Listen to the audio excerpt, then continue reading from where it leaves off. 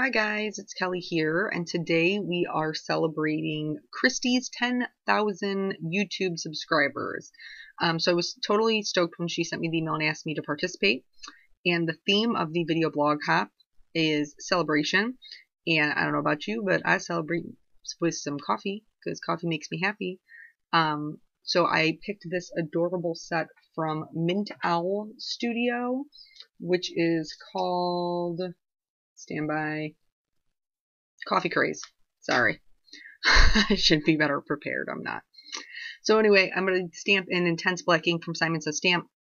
It's Copic safe, and I'm going to be doing a one-layer panel. So I'm stamping and masking. The masks are made out of full stick Post-it notes, and I'm going to be doing some distress inking in the background. That's why I'm masking both of the coffee cups. So I was trying to figure out kind of what, like, color scheme wise, what I wanted to do, and I knew I wanted to use the peacock feathers, just really feeling the teal right now. And I thought that a nice pairing with that would be the seedless preserves. So I'm actually starting on the masked areas because I want the distress ink to kind of bloom out from behind them, not to come in from the edge of the card. So in order to make sure that I don't have just big round circles on my card, I'm starting on the mask and then moving out from there to keep everything just kind of clean.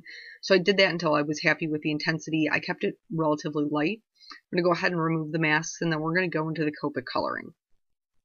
So I didn't want them to be exactly the same. And I knew the E40 family was pretty dark. I didn't want anything that was going to be too cool of a color. A lot of the browns, when they get cooler, they get more gray.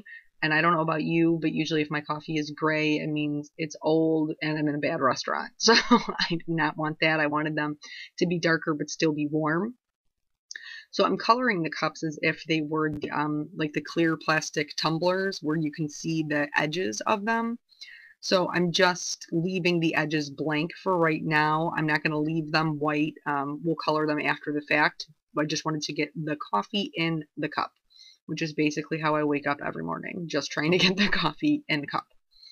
So I left the darker areas to the outside, more of the highlight in the middle.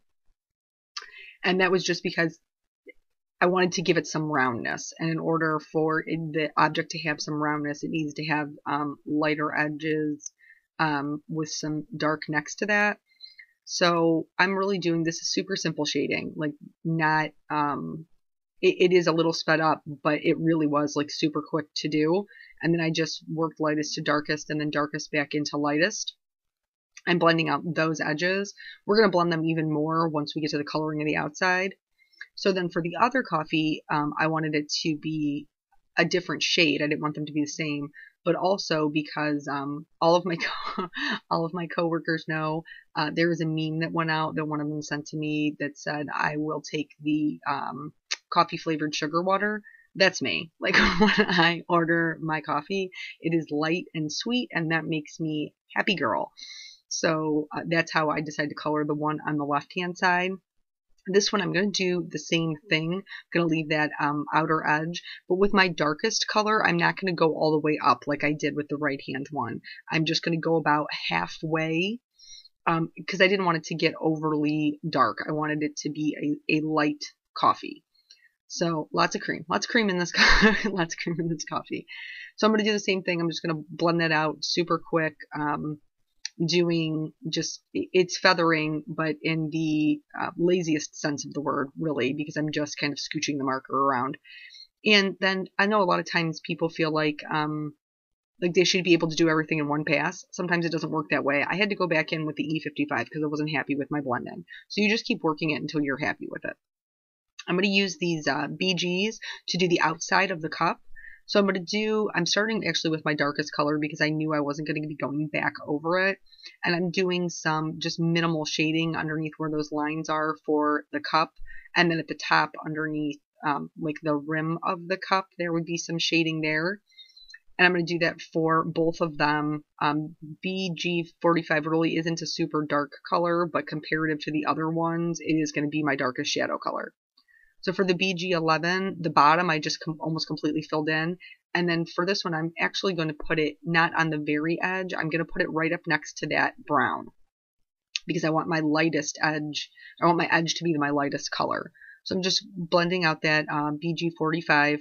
And then when you're doing the lightest color, I made sure that I got the edge of the brown. Now, if you're using a super light color, you can pick up some of that dark. But the reason that I wanted to touch on it is because Copics are transparent, and lighter color will remove darker. So it helps to kind of blur those edges in the cup. Just be aware that you can pick up some of the darker color of the coffee, and you can get rid of that just by scribbling it off some piece of paper. Just make sure that you don't carry it to the rest of your card. I didn't have any issues, but something to be aware of. For the whipped cream, I opted to use the cool grays because A, they're my favorite, and B, I had a lot of warm colors going on in the coffee.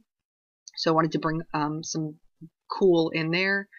When you're coloring something white, you always want to make sure that you leave white areas. You're only putting in the shadows. So C5 is a darker color, but I really just used a minimal amount for the shading. And then with the C1, after I blended everything out, I also added like a couple of little swirls in the whipped cream just to make it a little bit more interesting. I'm going to use these souffle pens. These souffle pens are actually, they're called embossing pens, and it's because when you put the ink down, it dries opaque, and then it also dries raised. So the reason I'm using them is because I thought it would be a really cute idea to have like a colored decoration on the clear cups. You see that a lot of times with logos and things like that, that even though they're clear, they still have that design on them. So I thought that this would just be a fun little detail to add to make the card more interesting. I did these stripes kind of fast. You have to go a bit slower to allow the ink to pool for them to be opaque. So I did have to go back up and touch some of them up. See this, you can see here, they're drying. And they cover that coffee perfectly.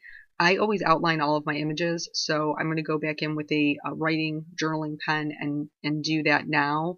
And it'll also fix, I had just poor stamping in the middle of that first cup, and that was my fault. I just didn't apply good pressure.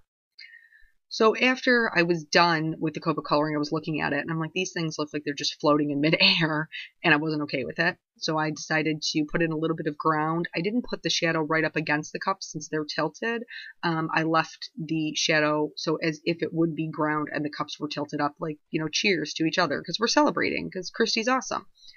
Here, this is the You Matter stamp set from Simon Says Stamp. It is brand new for their Stamptember release, and I love it. It has just a lot of really good, encouraging sentiments in there. So I thought this one would be perfect. It says, "You rock my world," and I'm using Simon Says Stamp black ink to stamp in. It's one of my favorite inks to stamp sentiments in.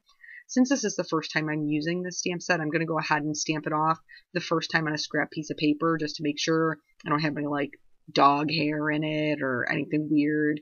I've been caught by that one too many times, so now I try to be conscientious about it. So I'm going to go ahead and stamp it for real this time. And I just love that huge script U. I think it's just totally beautiful. And coffee does rock my world. And so does Christy, because she's totally awesome.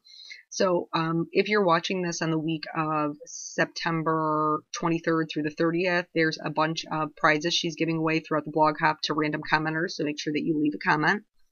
And you can get some cool stuff from like W+9 and Lawn Fun and all sorts of good stuff. So thank you so much for joining me. And there will be a link below in the description to the next person on the hop. I will catch you guys on the next video. Bye.